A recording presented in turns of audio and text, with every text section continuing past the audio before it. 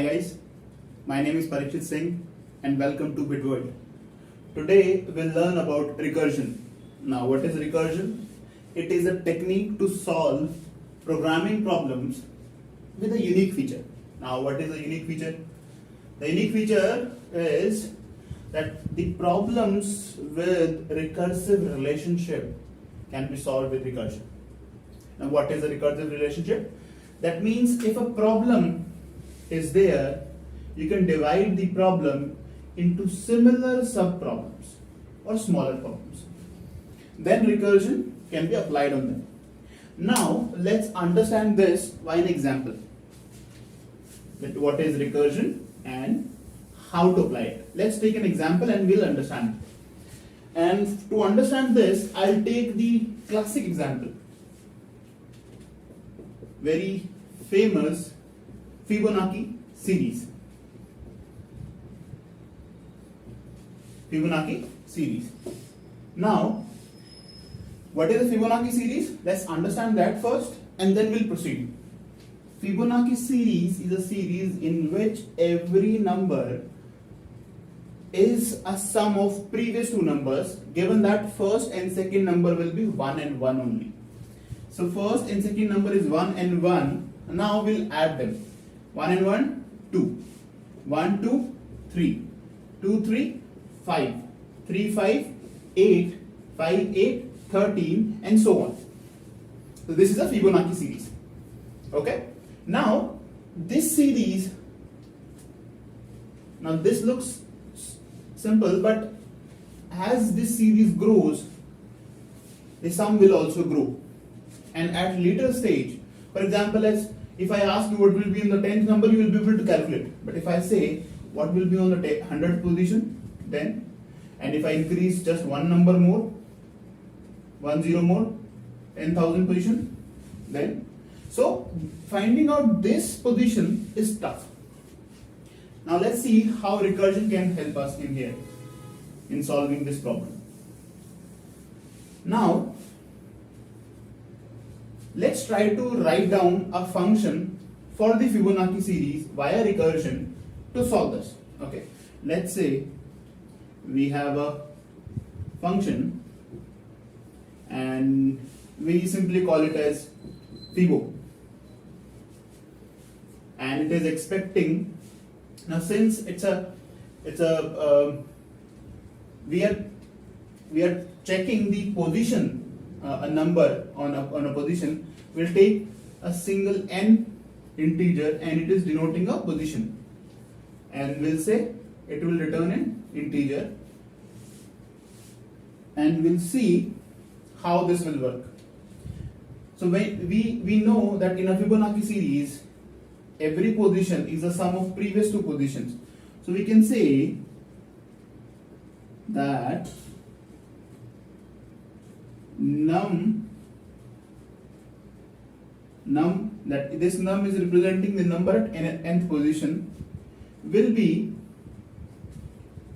Fibo of n minus 1 plus Fibo of n minus 2. Okay, that's what we said, right? That our number at position 1 and number at minus 2 will be, like, 2 can be represented via this and this, sum of these two. So this one is at 1 minus 2 position and this one is at 1 minus 2 position, right? And we can simply return the number, return num. So first of all, this is the basic definition of recursion. A function calling itself is recursion. Simple. Now there are few parts of recursion that we need to make sure. Now this looks that this is done and things will work. The answer is no. Now why? Because this n, if it is negative, still this will run. Then what will be the answer? That means there is no stopping of these callings. Again and again and again it will call, and memory out of bound exception can come. We need to stop it somehow. Now how to stop it? For that, in recursion we have a condition, we call it as base condition. Base condition means the minimum or the condition at which we don't need to run recursion, where the recursion stops. So we'll say if this n, now consider this, for 1 and 2 position we know the value. So if I say if n is equal to 1 or n is equal to 2, then I can simply return 1,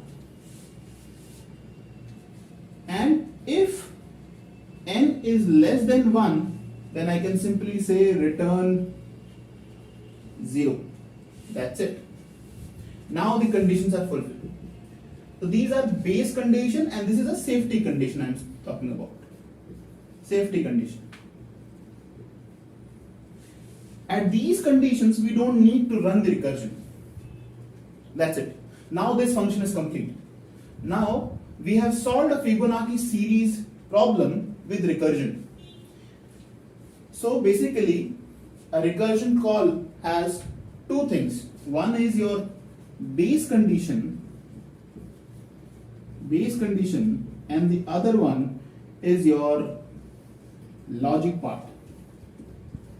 And this logic, when I'm saying here, this logic is dividing this bigger problem into sub-problems of similar nature. Okay? Now this is solved, but are we getting the expected result? For a time being, let's try to identify the time complexity of this. Now understand this part very clearly. Every call is getting divided into two calls. Every call is getting divided into two calls. And those two calls again getting divided into another two calls.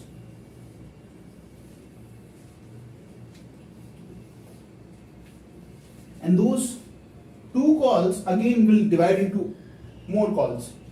If you look at this relationship, it is 2 raised to the power n. So your time complexity will be order of 2 raised to the power n, because every time it is dividing into two parts. So your time complexity is this.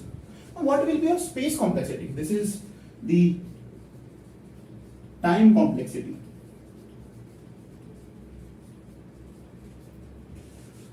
What will be the space complexity? Now, since we have this, we can argue that if time is this much space it will also contain. Now first understand how much the space function is taking. There is no variable we are storing, only we are returning this. So only a function call will be put on the stack. But how many functions call? See, these all functions call will be on the stack. That means the space complexity will be this? No. The answer is no. I'll tell you why. Understand this part, that time complexity is running them, but space complexity is actually storing them. So for every call, this will be executed and resolved first, and then this will be executed. Am I making sense? This is the call which will get resolved that means first this will be in the stack, then this will be in the stack, then this will be in the stack. These are still not be in the stack because they are not executed yet. They are not started yet. So at a time only 1, 1, 1. That means only a single. That means the height of this will only be the space which is being used. So only 3 calls will be there. If I am talking about this specific tree, only 3 calls will be in this. Once this is executed, this will get into place. This. When this is executed, this will be destroyed, and this they will come into picture. So similarly, this is how only 3 places will be used. So that's why the space complexity of this will only be order of n. So I can write here space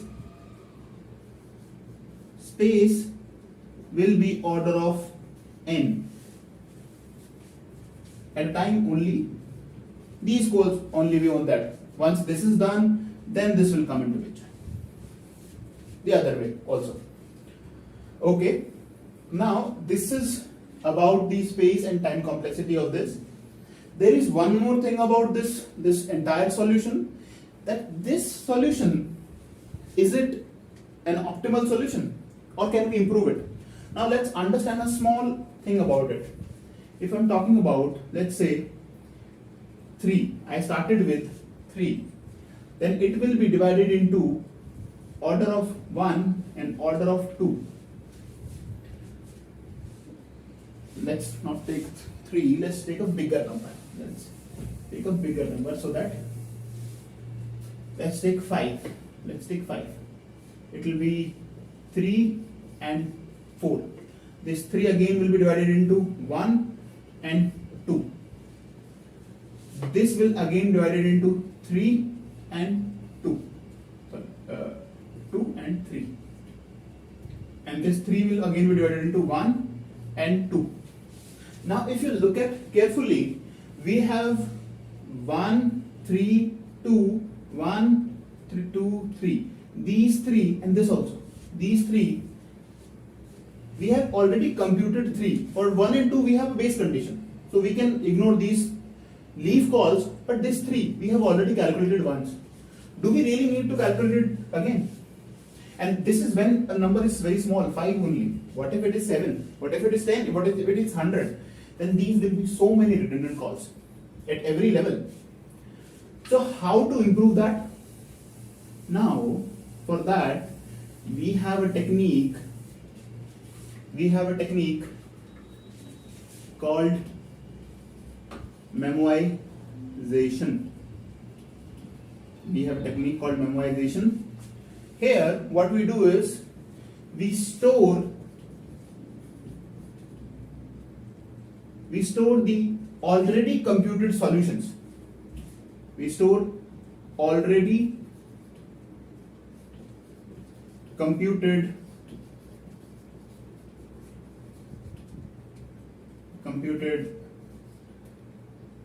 results, I'll say, and we reuse them.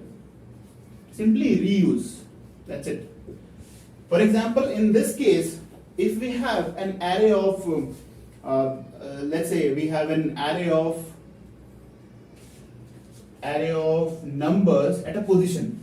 So that means if we say we have an array where every position is denoting the number, the sum actually. That means if at that array, if we look at the position 3, then we'll directly get the result. We don't have to compute it.